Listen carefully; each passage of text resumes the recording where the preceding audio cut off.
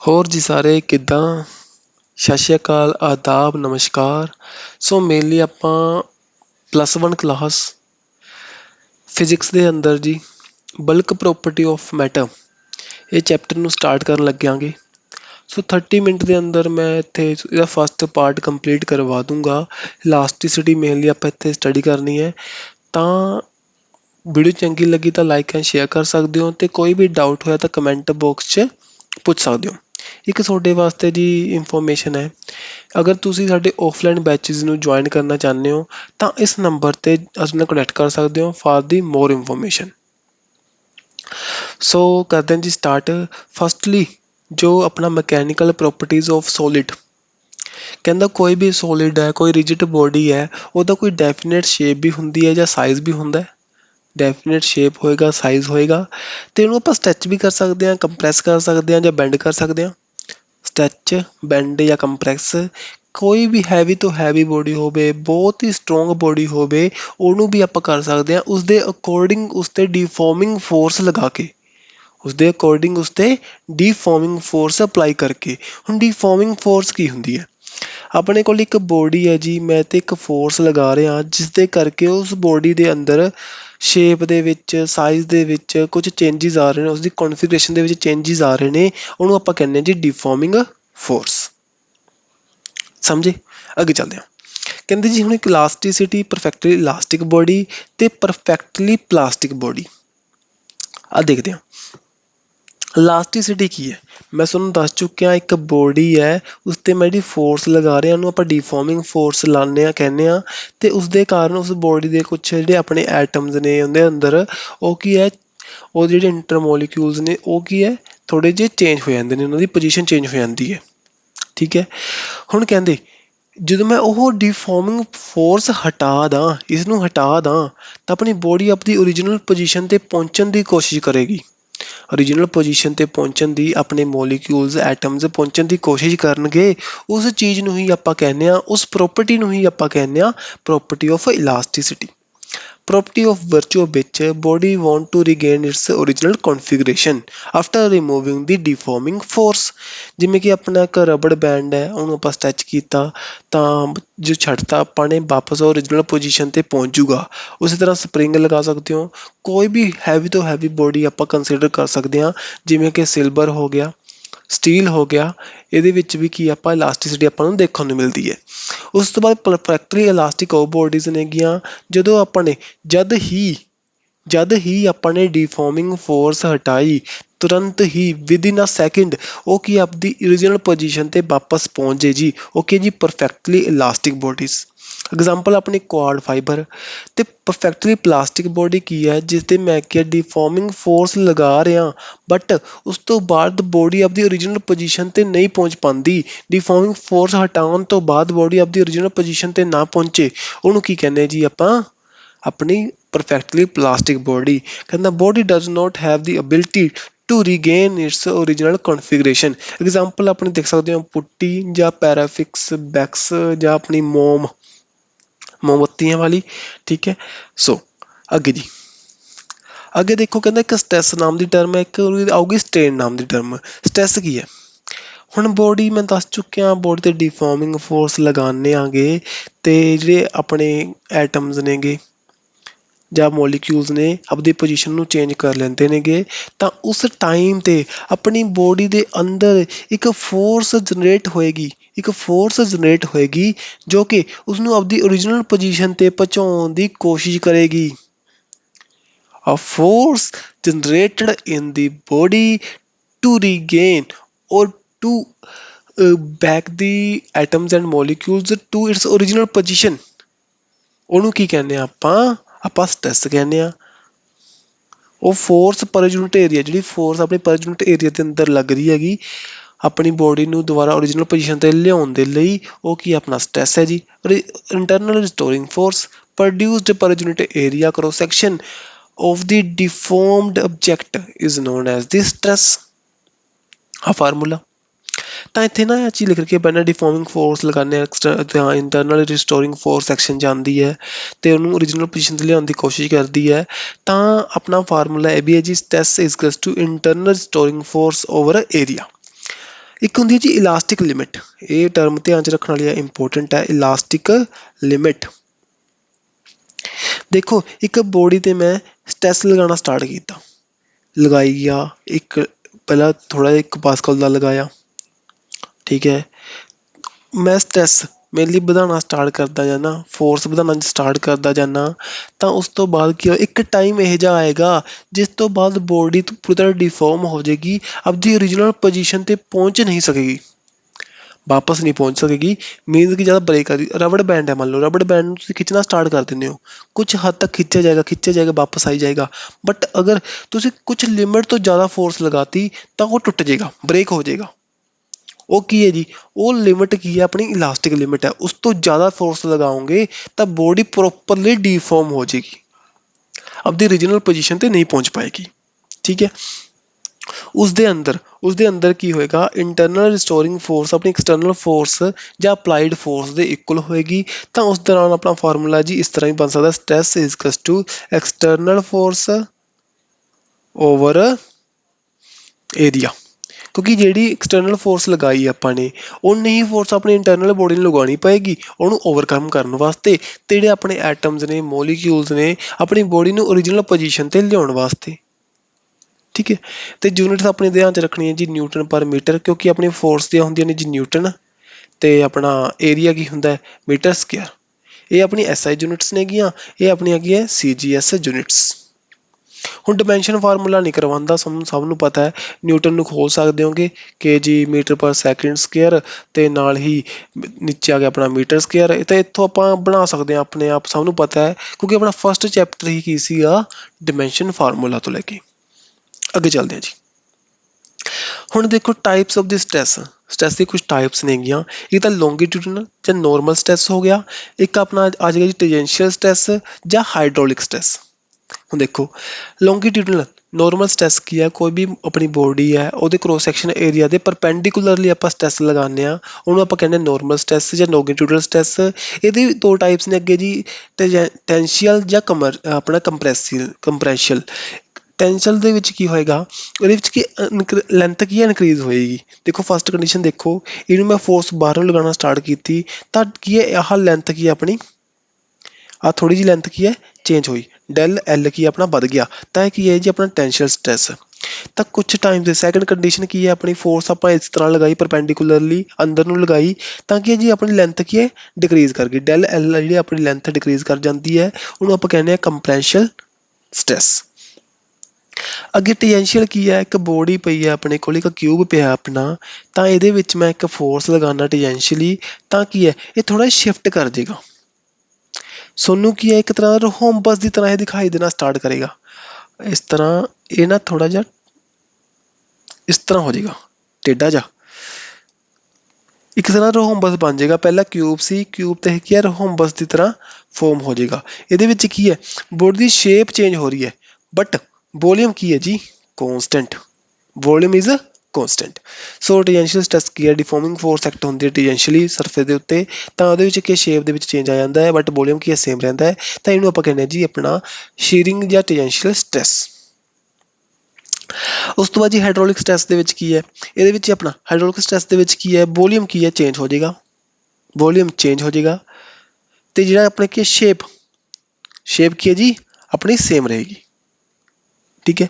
Van applied force is due to the liquid uniform from the all sides, then the corresponding stress is called the hydrostatic stress। ਮੰਨ ਲਓ ਕਿ ਆਪਣੇ ਕੋਲ ਗੋਲ ਜਿਹੀ object ਹੈ, ਕੋਲ ਜਾਂ ਲਿਕੁਇਡ ਹੈ, ਇਹਦੇ ਆਪਾਂ ਚਾਰੋਂ ਪਾਸੇ ਫੋਰਸ ਲਗਾਈ, ਦੈਟਸ ਵਾਈ ਕੀ ਹੈ ਉਹਦਾ ਵੋਲੀਅਮ ਘੱਟ ਗਿਆ, ਠੀਕ ਹੈ, ਅਤੇ ਬਟ ਸ਼ੇਪ ਕੀ ਹੈ ਸੇਮ ਰਹੀ, ਤਾਂ ਉਹਨੂੰ ਆਪਾਂ ਕਹਿੰਦੇ ਹਾਈਡ੍ਰੋਲਿਕ ਸਟ੍ਰੈਸ। ਅੱਗੇ ਚੱਲਦੇ ਹਾਂ ਜੀ। ਅੱਗੇ ਸਟ੍ਰੇਨ ਸਟ੍ਰੈਸ ਕਰ ਚੁੱਕੇ ਹਾਂ, ਹੁਣ ਸਟ੍ਰੇਨ ਕਰਦੇ ਹਾਂ। ਸਟ੍ਰੇਨ ਕੀ ਹੈ, ਮੇਨਲੀ ਰੇਸ਼ੋ ਹੈ, ਇਹ ਰੇਸ਼ੋ ਹੈਗਾ ਕਿਸ ਦਾ, ਜਿੰਨਾ ਚੇਂਜ ਆਉਂਦਾ, ਚੇਂਜ ਇਨ ਡਿਮੈਂਸ਼ਨ ਜਾਂ ਓਰੀਜਨਲ ਡਿਮੈਂਸ਼ਨ, ਠੀਕ ਹੈ। ਇਹਨਾਂ ਦੋਹਾਂ ਦੇ ਵਿੱਚ ਕੀ ਹੈ ਰਿਲੇਸ਼ਨ ਹੈ। ਹੁਣ ਲੌਂਗੀਟਿਊਡਨਲ ਦੇਖਿਆ ਸੀ ਆਪਾਂ, ਲੈਂਥ ਚੇਂਜ ਹੋ ਰਹੀ ਸੀ, ਤਾਂ change in length of the original length. Volume ਦੇ ਵਿੱਚ ਕੀ ਹੈ ਜੀ, ਜਿਹੜਾ ਵੋਲੀਅਮ ਚੇਂਜ ਹੋਇਆ ਅਤੇ ਓਰੀਜਨਲ ਵੋਲੀਅਮ। ਅਤੇ ਸ਼ੀਅਰਿੰਗ ਦੇ ਵਿੱਚ ਕੀ ਹੈ, ਇਹਨੂੰ ਆਪਾਂ ਥੀਟਾ ਦੇ ਨਾਲ ਰਿਲੇਟ ਕਰਦੇ ਹਾਂ। ਇੱਥੇ ਕੀ ਹੈ ਨਾ, ਜਿਹੜਾ ਥੋੜ੍ਹਾ ਜਿਹਾ ਚੇਂਜ, ਇੱਕ ਮਿੰਟ ਰੁਕੋ ਆਪਾਂ ਬਣਾ ਹੀ ਲੈਂਦੇ ਹਾਂ।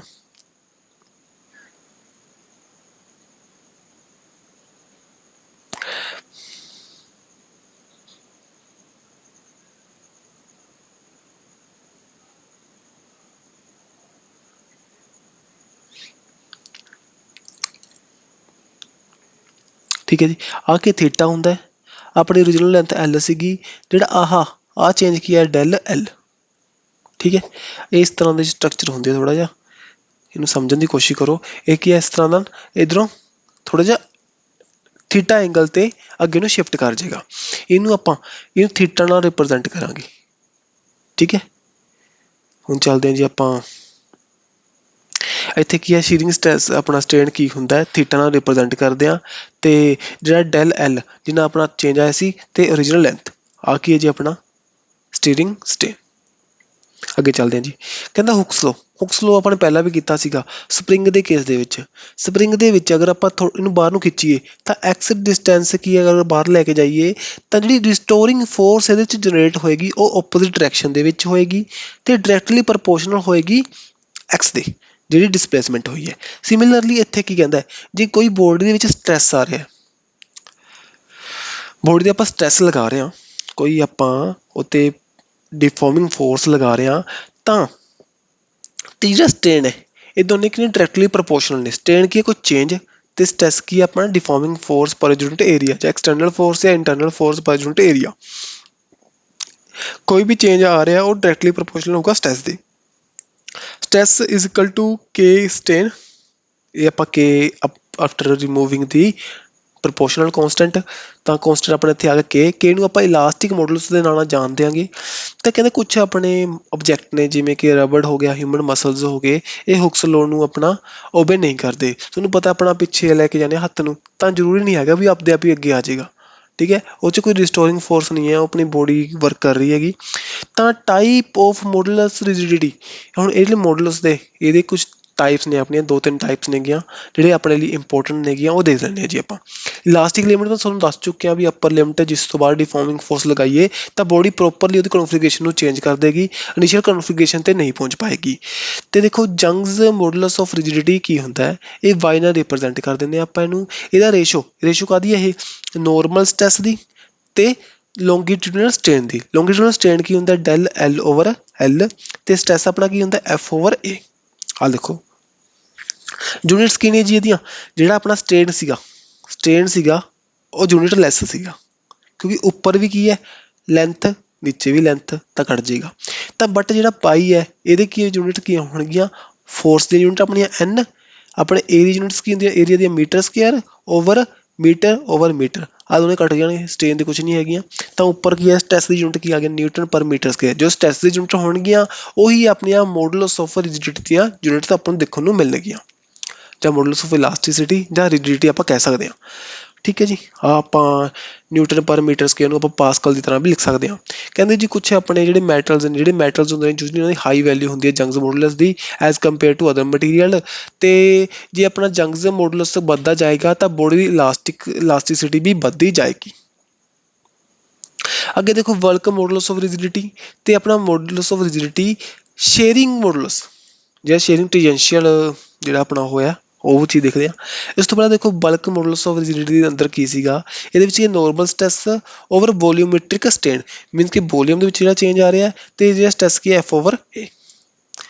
ਆਪਣੀ ਯੂਨਿਟਸ ਕੀ ਨੇ newton per metre square. Ratio of the direct stress to the volumetric strain.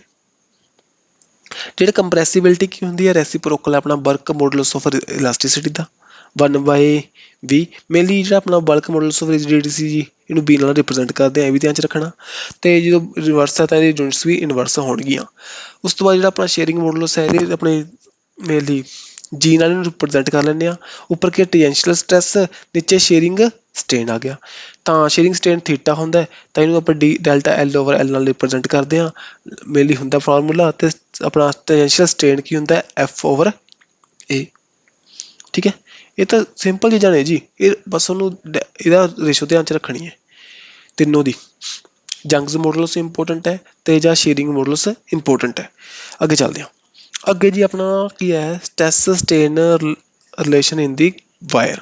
ਹੁਣ ਇੱਕ ਵਾਇਰ ਹੈ ਉਹ 'ਤੇ ਮੈਂ ਸਟਰੈਸ ਲਗਾਉਣਾ ਸਟਾਰਟ ਕੀਤਾ, ਠੀਕ ਹੈ, ਤਾਂ ਉਹਦੇ ਵਿੱਚ ਕੀ ਹੈ ਸਟ੍ਰੇਨ ਆਏਗਾ, ਕੁਛ ਚੇਂਜਿਸ ਆਉਣਗੇ, ਕੁਛ ਲਿਮਿਟ ਤੱਕ ਆਉਣਗੇ। ਉਸ ਤੋਂ ਬਾਅਦ ਉਹ ਸਟ੍ਰੈਚ ਥੋੜ੍ਹਾ ਲਫਣਾ ਸਟਾਰਟ ਕਰੇਗੀ, ਲਫਣ ਤੋਂ ਬਾਅਦ ਥੋੜ੍ਹਾ ਜਿਹਾ ਸਟ੍ਰੈਚ ਹੋਣ ਤੋਂ ਬਾਅਦ ਉਹ ਕਿ ਇੱਕ ਦਮ 'ਤੇ ਆ ਕੇ ਟੁੱਟ ਜਾਏਗੀ, ਬ੍ਰੇਕ ਹੋ ਜਾਏਗੀ। ਉਹ ਕੰਡੀਸ਼ਨ ਲਿਖੀ ਹੋਈ ਹੈ ਮੇਨਲੀ।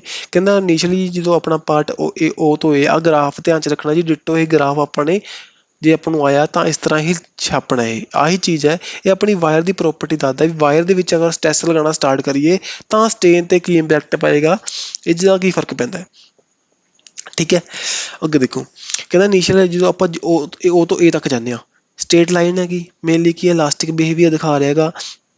ਡਿਫੋਰਮਿੰਗ ਫੋਰਸ ਲਗਾਉਂਦੇ ਜਾਓਗੇ, ਜੋ ਰਿਮੂਵ ਕਰੋਗੇ ਤਾਂ ਬੋਡੀ ਆਪਦੀ ਓਰੀਜਨਲ ਪੋਜੀਸ਼ਨ 'ਤੇ ਪਹੁੰਚ ਜਾਏਗੀ।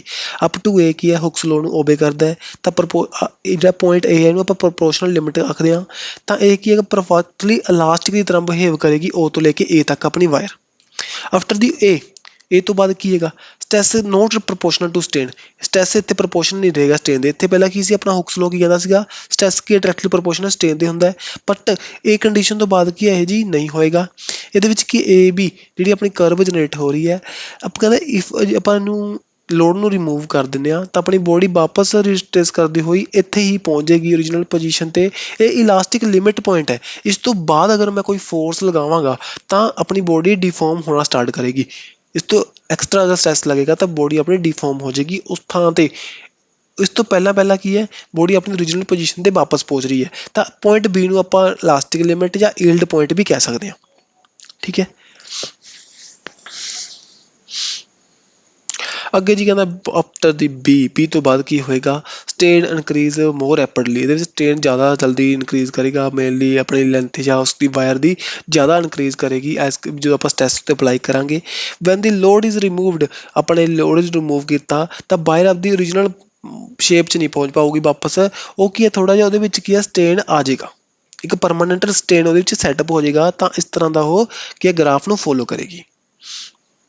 ਠੀਕ ਹੈ, ਤੇ ਕਹਿੰਦਾ even on ਡਿਕਰੀਜ਼ਿੰਗ the stress two zero, ਆਪਾਂ ਸਟ੍ਰੈਸ ਨੂੰ ਅਗਰ ਜ਼ੀਰੋ ਵੀ ਕਰ ਦਿੰਦੇ ਹਾਂ ਤਾਂ ਰੀਜਨਲ ਸਟੇਨ ਉਹਦੇ ਵਿੱਚ ਕੁਛ ਨਾ ਕੁਛ ਰਹੇਗਾ। ਠੀਕ ਹੈ, ਸੋ ਮਟੀਰੀਅਲ ਅਕਵਾਇਰ ਦੀ ਪਰਮਾਨੈਂਟ ਸਟੇਨ ਉਹਦੇ ਵਿੱਚ ਕੀ ਹੈ ਫੋਰਮ ਹੋ ਜਾਏਗਾ। ਤਾਂ ਇਹ ਨੋਟ ਟ੍ਰੇਸ ਰਿਵਰਸ ਇਲਾਸਟਿਕ ਹੈ, ਇਹਨੂੰ ਆਪਾਂ ਆਹ ਟਰਮ ਨੂੰ ਕੀ ਕਹਿੰਦੇ ਹਾਂ, ਇਲਾਸਟਿਕ ਹੈਸਟੇਰਿਸਿਸ। ਠੀਕ ਹੈ ਜੀ, ਇਹ ਮੈਂ ਤੁਹਾਨੂੰ ਦੱਸ ਚੁੱਕਿਆ ਮੇਨਲੀ ਪੰਜਾਬੀ ਦੇ ਵਿੱਚ ਕੀ ਹੈ ਵੀ ਇਸ ਬੀਟ ਲਿਮਿਟ ਤੋਂ ਬਾਅਦ ਕੁਛ ਲਾਵਾਂਗੇ ਤਾਂ ਬੋਡੀ ਇਹਨਾਂ ਵਿੱਚ ਕੁਛ ਨਾ ਕੁਛ ਡਿਫੋਰਮ ਆ ਜਾਣਗੇ। ਅਤੇ ਮੈਂ ਇੱਥੇ ਡਿਫੋਰਮਿੰਗ ਫੋਰਸ ਨੂੰ ਪ੍ਰੋਪਰਲੀ ਰਿਮੂਵ ਵੀ ਕਰ ਦਿੰਦਾ ਤਾਂ ਵੀ ਆਪਦਾ ਓਰੀਜਨਲ ਕੌਨਫੀਗਰੇਸ਼ਨ 'ਤੇ ਨਹੀਂ ਪਹੁੰਚ ਪਾਏਗੀ। ਕੁਛ ਨਾ ਕੁਛ ਉਹਦੇ ਇਲਾਸਟਿਕ ਨੇਚਰ ਆਪਾਂ ਨੂੰ ਦੇਖਣ ਨੂੰ ਮਿਲੇਗੀ ਵਾਇਰ ਦੀ। ਕਹਿੰਦਾ ਇੱਕ ਇਸ ਤੋਂ ਬਾਅਦ ਅਗਰ C ਤੋਂ ਬਾਅਦ ਵੀ ਆਪਾਂ ਕੀ ਹੈ ਉੱਥੇ ਫੋਰਸ ਲਗਾਉਣਾ ਸਟਾਰਟ ਕਰੀਏ, ਲਾਰਜ ਇਨਕਰੀਜ਼ ਇਨ ਦੀ ਸਟੇਨ ਔਰ ਲੈਂਥ ਆਫ ਦੀ ਵਾਇਰ, ਬਹੁਤ ਸਾਰੀ length of the wire the change ਹੋਣਾ ਬਹੁਤ ਜ਼ਿਆਦਾ ਵਧਣਾ ਸਟਾਰਟ ਕਰ ਦੇਗੀ। ਠੀਕ ਹੈ, ਤੇ develop at the some point along the length of the wire and the wire break finally. D point 'ਤੇ ਆ ਕੇ ਕੀ ਹੈ ਵਾਇਰ ਕੀ ਹੈ ਪ੍ਰੋਪਰਲੀ ਟੁੱਟ ਜਾਏਗੀ, ਬ੍ਰੇਕ ਕਰ ਜਾਏਗੀ। ਇੱਥੇ ਇੱਕ ਪੁਆਇੰਟ ਹੋਏਗਾ ਆਪਣਾ, ਜਬ F ਪੁਆਇੰਟ ਜਾਂ T ਪੁਆਇੰਟ ਲਗਾ ਸਕਦੇ ਹੋ। ਠੀਕ ਹੈ, ਤੇ D ਪੁਆਇੰਟ ਲਗਾ ਲਓ, ਇੱਥੇ ਕੀ ਵਾਇਰ ਪ੍ਰੋਪਰਲੀ ਬ੍ਰੇਕ ਕਰ ਜਾਏਗੀ। Okay, so region is known as the plastic region. ਤੇ plastic flow and plastic deforming here the stress corresponding to the breaking point is ultimate strength and tensile strength of the material. Mainly ਧਿਆਨ 'ਚ ਰੱਖਣਾ ਹੈ ਜੀ, ਆਪਾਂ ਕੀ ਧਿਆਨ 'ਚ ਰੱਖਣਾ ਸ਼ੁਰੂ ਤੋਂ ਵੀ ਇੱਕ ਗ੍ਰਾਫ ਬਣਾਉਣਾ ABCDE ਤੇ D ਪੁਆਇੰਟ ਲੈ ਕੇ। ਅਤੇ ਇਹਦੇ ਵਿੱਚ ਕੀ ਹੈ O ਤੋਂ A ਤੱਕ ਕੀ ਹੈ ਪ੍ਰਪੋਰਸ਼ਨਲ ਹੋਏਗਾ ਸਟ੍ਰੈਸ ਆਪਣਾ ਸਟੇਨ 'ਤੇ। ਜੇ ਮੰਨ ਲਓ ਸਟ੍ਰੈਸ ਵੱਧਦਾ ਜਾਏਗਾ, ਸਟੇਨ ਵੱਧਦਾ ਜਾਏਗਾ ਤਾਂ ਉਸ ਤੋਂ ਬਾਅਦ ਇੱਕ A ਪੁਆਇੰਟ ਤੱਕ ਕੀ ਹੈ ਪ੍ਰਪੋਰਸ਼ਨਲ ਲਿਮਿਟ ਹੈ। ਉਸ ਤੋਂ ਬਾਅਦ ਜਿਹੜਾ B ਪੁਆਇੰਟ ਹੈ ਆਪਣਾ ਇੱਕ ਇਲਾਸਟਿਕ ਲਿਮਿਟ ਹੈ। ਇਸ ਤੋਂ ਬਾਅਦ ਅਗਰ ਮੈਂ ਫੋਰਸ ਜ਼ਿਆਦਾ ਲਗਾਊਂਗਾ ਤਾਂ ਬੋਡੀ ਡਿਫੋਰਮ ਹੋਣਾ ਸਟਾਰਟ ਕਰੂਗੀ। ਬਟ ਇਸ ਤੋਂ ਜਿਹੜੀ ਘੱਟ ਫੋਰਸ ਹੈ ਉਹਦੇ ਵਿੱਚ ਕੀ ਬੋਡੀ ਆਪਦੀ ਓਰੀਜਨਲ ਕੌਨਫੀਗਰੇਸ਼ਨ 'ਤੇ ਵਾਪਸ ਪਹੁੰਚ ਜੂਗੀ। ਕਹਿੰਦਾ ਹੁਣ ਇਹ ਤੋਂ ਬਾਅਦ ਮੈਂ B ਤੋਂ ਬਾਅਦ ਜੇਕਰ ਫੋਰਸ ਲਗਾਈ ਤਾਂ C 'ਤੇ ਜਦੋਂ ਮੈਂ ਇੱਥੇ ਤੱਕ ਪਹੁੰਚਦਾ ਤਾਂ ਇੱਥੇ ਕੀ ਹੈ ਬੋਡੀ ਦੇ ਵਿੱਚ ਕੁਛ ਡਿਫੋਰਮ ਆ ਚੁੱਕੇ ਨੇ।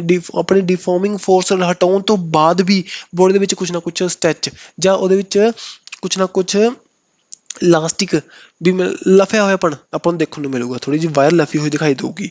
ਉਸ ਤੋਂ ਬਾਅਦ ਵੀ ਅਗਰ ਸਟ੍ਰੈਸ ਆਪਾਂ ਲਗਾਉਂਦੇ ਜਾਵਾਂਗੇ ਇੱਕ ਪੁਆਇੰਟ ਇਹੋ ਜਿਹਾ ਆਏਗਾ ਆਪਣੀ ਵਾਇਰ ਕੀ ਬ੍ਰੇਕ ਕਰ ਜਾਏਗੀ। That point is known as the fracture point ਜਾਂ ਬ੍ਰੇਕਿੰਗ ਪੁਆਇੰਟ। ਸਿੰਪਲ ਜੀ ਗੱਲ। ਓਕੇ,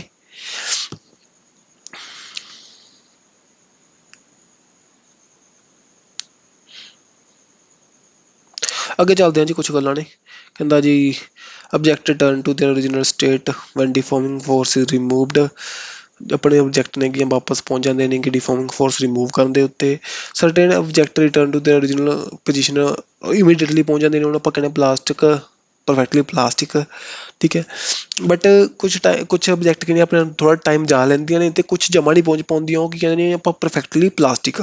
ਤਾਂ ਇੱਥੇ elastic after the effect, elastic after effect ਕੀ ਹੁੰਦਾ, can delay in attaining the back to original state by the object on removal of the deforming force. ਉਹ ਕੀ ਹੁੰਦਾ ਇਲਾਸਟਿਕ ਆਫਟਰ ਇਫੈਕਟ, ਕਹਿੰਦਾ ਜੀ ਆਪਾਂ ਕੁਛ ਫੋਰਸ ਲਗਾਈ ਤਾਂ ਕੁਛ ਟਾਈਮ ਦਾ ਡੀਲੇ ਆ ਜੇ, ਅਗਰ ਆਪਾਂ ਡਿਫਾਰਮਿੰਗ ਫੋਰਸ ਨੂੰ ਹਟਾ ਦਈਏ ਉਹਨੂੰ ਆਪਣੀ ਓਰੀਜਨਲ ਪੋਜੀਸ਼ਨ 'ਤੇ ਪਹੁੰਚਣ ਦੇ ਲਈ, ਉਹ ਕੀ ਕਹਿੰਦਾ elastic after effect. Then elastic fatigue ਕੀ ਹੁੰਦੀ ਹੈ, ਇਹਦੇ ਵਿੱਚ ਪ੍ਰੋਪਰਟੀ ਹੈਗੀ ਇਲਾਸਟਿਕ ਬੋਡੀ ਆਪਦੀ ਲੂਜ਼ ਕਰ ਜਾਂਦੀ ਹੈ ਬਾਈ ਵਰਚੂ ਵਿੱਚ ਬਿਹੇਵੀਅਰ ਬਿਕਮ ਲੈਸ ਇਲਾਸਟਿਕ, ਇਹਦੇ ਵਿੱਚ ਲੈਸ ਇਲਾਸਟਿਕ ਹੋ ਜਾਂਦੀ ਹੈ ਵੀ ਉਹਨੂੰ ਆਪਦੀ ਬੋਡੀ ਨੂੰ ਪ੍ਰੋਪਰਲੀ ਆਪਣੀ ਕੀ ਹੈ ਆਪਦੀ ਫੋਰਮ ਨੂੰ ਦੁਬਾਰਾ ਨਹੀਂ ਲੈ ਪਾਉਂਦੀ। ਆਪਾਂ ਕੁਛ ਚੀਜ਼ ਨੂੰ ਦੁਬਾਰਾ ਤੋਂ ਦੁਬਾਰਾ ਉੱਤੇ ਕੀ ਹੈ ਸਟ੍ਰੈਸ ਲਗਾਉਂਦੇ ਜਾਈਏ, ਉਹ ਦੁਬਾਰਾ ਡਿਫਾਰਮਿੰਗ ਫੋਰਸ ਲਗਾਉਂਦੇ ਜਾਈਏ ਤਾਂ ਇੱਕ ਟਾਈਮ ਇਹ ਜਾਊਗਾ ਵੀ ਉਹਦੀ ਇਲਾਸਟਿਕ ਬੋਡੀ ਜਿਹੜੀ ਪ੍ਰੋਪਰਟੀ ਆ ਉਹਨੂੰ ਲੂਜ਼ ਕਰਨਾ ਸਟਾਰਟ ਕਰ ਦੇਗੀ, ਉਹ ਕੀ ਇਲਾਸਟਿਕ ਫਿਟਿੰਗ। ਕੁਛ ਮਟੀਰੀਅਲ ਨੇ ਡਕਟਾਈਲ ਮਟੀਰੀਅਲ ਹੋ ਗਿਆ, ਬ੍ਰਿਟਲ ਹੋ ਗਿਆ ਅਤੇ ਇਲਾਸਟੋਮਰ। ਕਹਿੰਦਾ ਡਕਟਾਈਲ ਮਟੀਰੀਅਲ ਕੀ ਹੈ, ਇਹ ਲਾਰਜ ਪਲਾਸਟਿਕ ਰੇਂਜ ਹੁੰਦੀ ਹੈ, ਠੀਕ ਹੈ।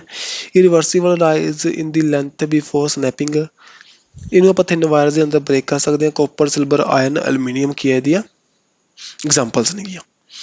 ਇਹ ਪਲਾਸਟਿਕ ਨੇਚਰ ਦਾ ਜੀ, ਠੀਕ ਹੈ। ਇਹਦੇ ਵਿੱਚ ਕੀ ਹੈ, ਇਹਦੀ ਕੀ small range of plastic extension ਹੈਗਾ, ਜ਼ਿਆਦਾ ਉਹ ਪਲਾਸਟਿਕ ਉਹ ਨਹੀਂ ਹੈਗਾ ਖਿੱਚ ਤੋੜ ਨਹੀਂ ਹੈਗੀ ਇਹਦੇ ਵਿੱਚ। ਜਦੋਂ ਆਪਾਂ ਸਟ੍ਰੈਸ ਲਗਾਉਂਦੇ ਹੈਗੇ ਇਹ ਉਹਦੀ ਬ੍ਰੇਕ ਹੋ ਜਾਂਦਾ ਹੈਗਾ, ਠੀਕ ਹੈ। ਕਾਸਟ ਆਇਰਨ ਹੋ ਗਿਆ, ਗਲਾਸ ਹੋ ਗਿਆ ਅਤੇ ਸਿਰੇਮਿਕ ਹੋ ਗਿਆ। ਅਤੇ material for stain and produced in much larger than the stress supplied within a limit of elasticity. ਇਹਦੇ ਵਿੱਚ ਕੀ ਹੈ, ਜਦੋਂ ਆਪਾਂ ਥੋੜ੍ਹਾ ਜਿਹਾ ਫੋਰਸ ਲਗਾਇਆ, ਸਟ੍ਰੈਸ ਲਗਾਇਆ ਤਾਂ ਜ਼ਿਆਦਾ ਆਪਾਂ ਨੂੰ ਇੱਕ ਇਹਨਾਂ ਦੀ ਕੀ ਹੈ ਸਟੈਚ ਜ਼ਿਆਦਾ ਹੁੰਦੇ ਨੇਗੇ, ਇਹਨਾਂ ਦੀ ਕੀ ਹੈ ਥੋੜ੍ਹਾ ਜਿਹਾ ਮੇਨਲੀ ਇਹ ਕੀ ਹੈ ਪਲਾਸਟਿਕ ਨੇਚਰ ਦੇ ਮਟੀਰੀਅਲ ਨੇ ਆਪਣੇ ਕੋਲ ਤਿੰਨੇ। ਇਹਦੇ ਵਿੱਚ ਕੀ ਹੈ ਜਦੋਂ ਆਪਾਂ ਇਹਦੇ ਫੋਰਸ ਲਗਾਈ ਤਾਂ ਇਹ ਥੋੜ੍ਹਾ ਜਿਹਾ ਖਿੱਚਿਆ ਜਾਏਗਾ, ਖਿੱਚ ਕੇ ਆਪਾਂ ਨੂੰ ਕੀ ਆਸਾਨੀ ਕੁਛ ਚੀਜ਼ਾਂ 'ਤੇ ਜਿਵੇਂ ਰਬੜ ਹੋ ਗਿਆ, ਰਬੜ ਕੀ ਹੈ ਇਹਦੀ ਖਿੱਚਣ ਦੀ ਪ੍ਰੋਪਰਟੀ ਜ਼ਿਆਦਾ ਹੁੰਦੀ ਹੈ, ਲਫਿਆ ਰਹਿੰਦਾ ਹੈ। ਅਤੇ elastic tissue of the aorta, large vessel ਜਿਹੜੀ ਆਪਣੀ ਬਲੱਡ ਕੈਰਿੰਗ ਹੁੰਦੀਆਂ ਨੇ ਹਾਰਟ ਦੇ ਵਿੱਚ, ਇਹ ਕੀ ਐਗਜ਼ਾਮਪਲ ਨੇ ਇਲਾਸਟੋਮਰਸ ਦੀਆਂ। ਇਹਨਾਂ ਦੀ ਨੋ ਪਲਾਸਟਿਕ ਰੇਂਜ, ਇਹਨਾਂ ਦੀ ਕੋਈ ਪਲਾਸਟਿਕ ਰੇਂਜ ਨਹੀਂ ਹੁੰਦੀ, ਠੀਕ ਹੈ। ਬਹੁਤ ਜ਼ਿਆਦਾ ਖਿੱਚੇ ਜਾ ਸਕਦੀਆਂ ਨੇਗੀਆਂ, ਆਪਦੀ ਓਰੀਜਨਲ ਪੋਜੀਸ਼ਨ 'ਤੇ ਪਹੁੰਚਣ ਦੇ ਇਹਨਾਂ ਦੀ ਅਬਿਲਿਟੀ ਘੱਟ ਹੀ ਹੁੰਦੀ ਹੈ, ਓਕੇ। ਸੋ ਅੱਗੇ ਜੀ mainly poison ratio most important ਹੈ। ਜਿਹੜੇ ਆਹ ਨਾ ਇਹ ਆਪਣੇ ਟੋਪਿਕ ਦੇ ਸਿਲੇਬਸ ਦੇ ਵਿੱਚ ਘੱਟ ਹੀ ਨੇ, ਡਕਟਾਈਲ ਬ੍ਰਿਟਲ ਘੱਟ ਆਉਣ ਦੇ ਚਾਂਸ ਨੇ। ਮੇਨਲੀ ਪੋਇਜ਼ਨ ਰੇਸ਼ੋ ਧਿਆਨ 'ਚ ਰੱਖਣਾ ਆਪਾਂ ਨੇ, ਇੰਪੋਰਟੈਂਟ ਹੈ ਜੀ। ਇਹਦੇ ਵਿੱਚ ਇਹ ਰੇਸ਼ੋ ਆਪਾਂ ਨੂੰ ਦੇਖਣ ਨੂੰ ਮਿਲਦੀ ਹੈ ਲੇਟੈਸਟ ਸਟੈਂਡ ਅਤੇ ਲੌਂਗੀਟਿਊਡਲ ਸਟੈਂਡ। ਲੇਟੈਸਟ ਸਟੈਂਡ ਕੀ ਹੈ, ਮੰਨ ਲਓ ਆਪਣੇ ਕੋਲ ਇੱਕ ਵਾਇਰ ਹੈਗਾ ਤਾਂ ਲੇਟੈਸਟ ਸਟੈਂਡ ਕੀ ਹੋ ਗਿਆ ਜਿਹੜਾ ਉਹਦੇ ਵਿੱਚ ਉਹਦੇ ਕ੍ਰੋਸ ਸੈਕਸ਼ਨ ਏਰੀਆ ਦੇ ਵਿੱਚ ਚੇਂਜ ਆ ਰਿਹਾ ਅਤੇ ਜੇ ਡਾਇਆਮੀਟਰ ਦੇ ਵਿੱਚ ਚੇਂਜ ਆਏਗਾ ਅਤੇ ਲੌਂਗੀਟਿਊਡਲ ਮੀਨਸ ਕਿ ਉਹਦੀ ਲੈਂਥ ਦੇ ਵਿੱਚ ਚੇਂਜ ਆਏਗਾ। ਅਤੇ ਇਹਦੇ ਵਿੱਚ ਕੀ ਲੇਟੈਸਟ ਸਟੈਂਡ ਇਹ ਕੀ ਕਹਿੰਦੇ ਨੇ, ਦੇਖੋ ਆਪਣੀ ਬੋਡੀ 'ਤੇ ਕੀ ਕੀਤਾ ਮੈਨੇ ਓਨਲੀ ਲੌਂਗੀਟਿਊਡਲ ਸਟੈਂਡ ਇੱਧਰੋਂ ਅਤੇ ਇੱਧਰੋਂ ਇਹਨੂੰ ਖਿੱਚਣਾ ਸਟਾਰਟ ਕੀਤਾ ਤਾਂ ਉਸ ਦੌਰਾਨ 'ਤੇ ਕੀ ਹੋਏਗਾ ਜਿਹੜਾ ਡਾਇਮੀਟਰ ਘਟਣਾ ਸਟਾਰਟ ਹੋ ਜਾਏਗਾ। ਦੇ ਕਰਕੇ ਦੇਖੋ ਕੋਈ ਵਾਇਰ ਹੈ ਉਹਨੂੰ ਖਿੱਚਣਾ ਸਟਾਰਟ ਕਰੋਗੇ ਤਾਂ ਡਾਇਮੀਟਰ ਘੱਟ ਜਾਏਗਾ। ਅਗਰ ਮੈਂ ਇਸਨੂੰ ਇੱਧਰੋਂ ਖਿੱਚਣਾ ਸਟਾਰਟ ਕਰਾਂ ਤਾਂ ਕੀ ਹੋ ਜਾਏਗਾ, ਇਹਦਾ ਵਾਇਰ ਦਾ ਲੈਂਥ ਘੱਟ ਜਾਏਗਾ, ਮੀਨਸ ਕਿ ਲੌਂਗੀਟਿਊਡਲ ਘੱਟ ਜਾਏਗਾ। ਤਾਂ ਇਹਨੂੰ ਆਪਾਂ ਨੈਗੇਟਿਵ ਸਾਈਨ ਨਾਲ ਰਿਪਰਜੈਂਟ ਇਸ ਕਰਕੇ ਕਰਦੇ ਹਾਂ ਇਜ਼ਕਲਸ ਟੂ ਲੈਟਰਲ ਸਟੇਨ, ਇੱਥੇ ਮਾਈਨਸ ਆ ਜਾਂਦਾ ਅਤੇ ਅੱਗੇ ਲੌਂਗੀਟਿਊਡਲ ਸਟੇਨ। ਕਿਉਂ, ਇੱਕ ਚੀਜ਼ ਵਧੇਗੀ ਤਾਂ ਦੂਜੀ ਚੀਜ਼ ਘਟੇਗੀ। ਅਤੇ ਇੱਥੇ ਆਪਾਂ ਨੂੰ ਰਿਪਰਜੈਂਟ ਕਰ ਰਹੇ ਲੌਂਗੀਟਿਊਡਲ ਸਟੇਨ ਕੀ ਹੁੰਦਾ ਜੀ ਡੈਲ ਐਲ ਓਵਰ ਐਲ, ਅਤੇ ਲੈਟਰਲ ਸਟੇਨ ਨੂੰ ਜਾਂ ਤਾਂ ਆਰ ਨਾਲ ਰਿਪਰਜੈਂਟ ਕਰਦੇ ਨੇ ਜਾਂ ਡੀ ਨਾਲ ਕਰ ਲੈਂਦੇ ਨੇਗੇ, ਡੈਲ ਡੀ ਓਵਰ ਡੀ। ਅੱਗੇ ਕੀ ਆ ਜਾਏਗਾ ਮਾਈਨਸ, ਆ ਕੀ ਆਪਣਾ ਫਾਰਮੂਲਾ। ਇਹ ਧਿਆਨ 'ਚ ਰੱਖਣਾ, ਇੱਧਰ ਡਾਇਰੈਕਟ ਆਪਣੇ ਫਾਰਮੂਲੇ ਉਹੀ ਆਉਣਗੇ ਨੁਮੈਰਿਕ ਕਲਾਸਾਂ ਦੇ ਇਹਦੇ ਵਿੱਚੋਂ, ਠੀਕ ਹੈ ਜੀ। ਅੱਗੇ ਚੱਲਦੇ ਹਾਂ। ਨੈਕਸਟ ਕੀ ਹੈ ਇਲਾਸਟਿਕ ਪੋਟੈਂਸ਼ੀਅਲ ਐਨਰਜੀ। ਕਹਿੰਦਾ ਕੋਈ ਵੀ ਚੀਜ਼ ਦੇ ਵਿੱਚ ਆਪਾਂ ਵਰਕ ਕੀਤਾ, ਠੀਕ ਹੈ, ਤਾਂ ਉਹਦੇ ਵਿੱਚ ਜਿਹੜੀ ਐਨਰਜੀ ਹੈ ਉਹ ਸਟੋਰ ਹੁੰਦੀ ਹੈ ਤਾਂ ਆਪਣੀ ਉਹਨੂੰ ਕਹਿੰਦੇ ਆ ਇਲਾਸਟਿਕ ਪੋਟੈਂਸ਼ੀਅਲ ਐਨਰਜੀ। ਹੁਣ ਆਪਣੇ ਕੋਲ ਸਪਰਿੰਗ ਹੈ ਜੀ ਇੱਕ, ਉਹਨੂੰ ਮੈਂ ਖਿੱਚ ਕੇ ਬਾਹਰ ਲੈ ਕੇ ਗਿਆ ਐਕਸ ਡਿਸਟੈਂਸ ਤੱਕ, ਤਾਂ ਜਿਹੜੇ ਉਹਦੇ ਵਿੱਚ ਫੋਰਸ ਜਨਰੇਟ ਹੋਏਗੀ ਉਹ ਡਾਇਰੈਕਟਲੀ ਪ੍ਰਪੋਰਸ਼ਨਲ ਹੋਏਗੀ ਮਾਈਨਸ ਐਕਸ ਦੇ, ਮੀਨਸ ਕਿ ਰਿਸਟੋਰਿੰਗ ਫੋਰਸ ਹੈ ਇਹ। ਤਾਂ ਇਹਨੂੰ ਬਾਅਦ ਦੇ ਵਿੱਚ ਆਪਾਂ ਕਰਦੇ ਹਾਂ F is equal to K minus K, ਠੀਕ ਹੈ। ਕੇ ਕੌਂਸਟੈਂਟ ਹੈ ਆਪਣਾ ਰਿਸਟੋਰਿੰਗ ਕੌਂਸਟੈਂਟ।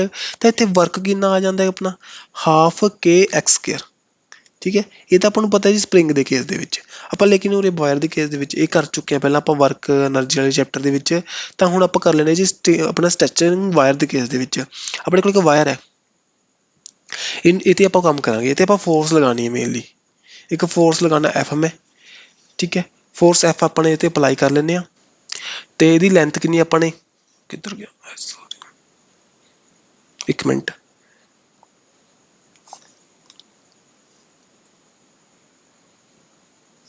ਇਹਦੀ ਲੈਂਥ ਕਿੰਨੀ ਹੈ ਜੀ ਆਪਣੀ L, ਠੀਕ ਹੈ।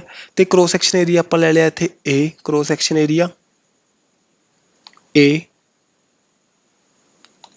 ਓਕੇ। ਤੇ ਦੇਖੋ ਜਿਹੜਾ ਕਹਿੰਦੇ ਇਹਦੀ ਲੈਂਥ ਚੇਂਜ ਹੋਊਗੀ ਫੋਰਸ ਲਗਾਉਣ ਤੇ ਡੈਲ L ਹੋਊਗੀ। ਤੇ ਉਸ ਤੋਂ ਬਾਅਦ ਆਪਾਂ ਨੂੰ ਪਤਾ ਜਿਹੜਾ ਆਪਣਾ ਵਰਕ ਹੁੰਦਾ ਉਹ ਕੀ ਹੁੰਦਾ, ਵਰਕ ਕੀ ਹੁੰਦਾ ਆਪਣਾ ਫੋਰਸ ਇਨਟੂ ਲੈਂਥ ਦੇ ਵਿੱਚ ਚੇਂਜ। ਬਟ ਕਹਿੰਦਾ ਜੀ ਜਦੋਂ ਫੋਰਸ ਆਪਾਂ ਐਫ ਲਗਾ ਰਹੇ ਹਾਂ ਤਾਂ ਇਹਦੀ ਐਵਰੇਜ ਫੋਰਸ ਕਿੰਨੀ ਮਹਿਸੂਸ ਕਰੂ ਬੋਡੀ F/2। ਜੇ ਟੋਟਲ ਫੋਰਸ F ਹੈ ਤਾਂ ਟੋਟਲ F ਹੈ ਤਾਂ ਆਫ ਫੇਸ ਤੇ ਕਿੰਨੀ ਹੋ ਜੂਗੀ F/2 ਹੋ ਜੂਗੀ। ਤਾਂ ਆਪਾਂ ਐਵਰੇਜ F/2 ਲੈ ਕੇ ਚੱਲਦੇ ਹਾਂ, F/2 ਇੰਟੂ ਡੈਲ L। ਹੁਣ ਇਸ ਚੀਜ਼ ਨੂੰ ਮੈਂ ਇਸ ਤਰ੍ਹਾਂ ਲਿਖ ਸਕਦਾ F/2 ਇੰਟੂ ਡੈਲ L। ਇਹਨੂੰ ਅਗਰ ਮੈਂ ਉੱਪਰ ਵੀ AL ਨਾਲ ਮਲਟੀਪਲਾਈ ਕਰਦਾ ਤੇ ਨੀਚੇ ਵੀ AL ਨਾਲ ਕਰਦਾ, ਕੋਈ ਦਿੱਕਤ ਕੁਛ ਨਹੀਂ ਹੈਗੀ। ਤਾਂ ਦੇਖੋ F1/2 ਨੀਚੇ A ਇੱਥੇ ਲੈ ਆਓ ਤੇ ਡੈਲ L ਓਵਰ LAL, ਸਮਝੀ ਗੱਲ। ਤਾਂ ਦੇਖੋ F/A ਕੀ ਹੁੰਦਾ ਆਪਣਾ ਸਟ੍ਰੈਸ ਹੁੰਦਾ ਇੰਟੂ ਡੈਲ L/L ਕੀ ਹੁੰਦਾ ਆਪਣਾ ਸਟ੍ਰੇਨ ਹੁੰਦਾ, ਕੀਤਾ ਸੀ ਆਪਾਂ ਨੇ। ਤੇ ਇੰਟੂ AL ਜੇ ਮੰਨ ਲਓ ਸਿਲੰਡਰ ਹੈ ਆਪਣਾ ਕੋਈ ਵੀ ਵਾਇਰ ਸਿਲੰਡਰ ਦੀ ਫੋਰਮ ਦੇ ਵਿੱਚ ਹੁੰਦੀ ਹੈ ਨਾ, ਤਾਂ ਏਰੀਆ ਕੀ ਹੈ ਕ੍ਰੋਸ ਸੈਕਸ਼ਨ ਏਰੀਆ ਇਸ ਚੀਜ਼ ਦਾ ਨਿਚਲਾ ਏਰੀਆ ਆਪਣਾ ਕ੍ਰੋਸ ਸੈਕਸ਼ਨ ਏਰੀਆ, ਠੀਕ ਹੈ। ਤਾਂ ਤੇ ਆ ਕੀ ਆਪਣੀ ਲੈਂਥ ਹੈ। ਤਾਂ ਵੋਲੀਅਮ ਕੀ ਹੁੰਦਾ cross section area into length. ਤਾਂ ਇਹਦਾ ਕੀ ਹੁੰਦਾ AL ਕੀ ਹੋ ਗਿਆ ਜੀ ਆਪਣਾ ਵੋਲੀਅਮ ਹੋ ਗਿਆ। ਤਾਂ ਆ ਕੀ ਆ ਗਿਆ ਜੀ ਆਪਣਾ ਇਲਾਸਟਿਕ ਪੋਟੈਂਸ਼ੀਅਲ ਐਨਰਜੀ ਇਨ ਅ ਵਾਇਰ। ਸਮਝੀ ਗੱਲ, ਸਿੰਪਲ ਹੈ। ਤਾਂ ਕੋਈ ਵੀ ਦਿੱਕਤ ਪਰੇਸ਼ਾਨੀ ਲੱਗੀ ਨਾ, ਡਾਊਟ ਲੱਗਿਆ ਤਾਂ ਕਮੈਂਟ ਬਾਕਸ 'ਚ ਪੁੱਛ ਲਿਓ। ਸੋ ਅੱਜ ਆਪਣਾ ਲੈਕਚਰ ਕੰਪਲੀਟ ਹੈ ਅਤੇ ਆਪਣੇ ਆਫਲਾਈਨ ਕਲਾਸਿਸ ਨੂੰ ਆਪਾਂ 8th 9th 10th +1 +2 ਦੇ ਲਈ ਇਸ ਨੰਬਰ 'ਤੇ ਆਪਾਂ ਸਾਡੇ ਨਾਲ ਕਨੈਕਟ ਕਰ ਸਕਦੇ ਹੋ। ਸੋ ਜੀ ਕਰਦੇ ਹਾਂ ਆਪਾਂ ਇਸ ਵੀਡੀਓ ਦਾ ਅੰਤ ਇੱਥੇ ਹੀ। ਸਿੰਪਲ ਜਿਹੀ ਨਹੀਂ ਆਹ ਇੰਪੋਰਟੈਂਟ ਆ ਗਈਆਂ ਚੀਜ਼ਾਂ ਦੇਖੋ, ਜਿਵੇਂ ਕਿ ਜਿਹੜਾ ਮੈਂ ਇੱਕ ਤੁਹਾਨੂੰ ਟੋਪਿਕ ਹੈ ਗਰਾਫ ਵਾਲਾ ਸ਼ਾਇਦ ਟੋਪਿਕ ਆਪਣਾ ਸਿਲੇਬਸ ਦੇ ਵਿੱਚ ਹੈ ਨਹੀਂ ਗਾ, ਬਟ ਫਿਰ ਵੀ ਤੁਹਾਨੂੰ ਮੈਂ ਕਰਵਾਤਾ ਜੀ। ਇੱਕ ਗਰਾਫ ਧਿਆਨ 'ਚ ਰੱਖਣਾ, ਤਾਂ 3-4 ਪੁਆਇੰਟ ਧਿਆਨ 'ਚ ਰੱਖੀ ਉਹਦੇ ਅਤੇ ਡਾਇਰੈਕਟ ਇੱਥੋਂ ਬਣਾ ਸਕਦੇ ਹੋ ਉਹਨੂੰ। ਸੋ ਅੱਜ ਦੀ ਵੀਡੀਓ ਇੱਥੇ ਕੰਪਲੀਟ ਹੈ। So bye bye.